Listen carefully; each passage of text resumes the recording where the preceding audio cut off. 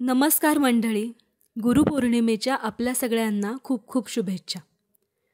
पौराणिक कथेनुसार महर्षी वेदव्यास हे श्रीहरिविष्णूंचे अंश आहेत. व्यासांच्या आईचे नाव सत्यवती तर वडिलांचे नाव ऋषी पराशर. लहानपणापासूनच वेदव्यासांना अध्यात्मामध्ये प्रचंड रुची होती. एक दिवस वेदव्यास आईला म्हणाले, आई, मला देवाला भेटायचं आहे ग. त्यासाठी मला वनामध्ये जाऊन घोर तपश्चर्या करावी लागेल. मी वनामध्ये जाऊ का? आपल्या मुलाचं हे बोलणं ऐकून त्यांच्या आईने त्यांना वनात जाण्यासाठी नकार दिला. पण वेदव्यासांनी खूप हट्ट धरला. वेदव्यास ऐकत नाहीयेत हे बघून आईने त्यांना जाण्यास होकार दिला. पण आईने सांगितलं, तुला आमची आठवण आली, घराची आठवण आली की लगेच घरी ये. आईवडिलांचा निरोप घेऊन वेदव्यास वनामध्ये जायला निघाले.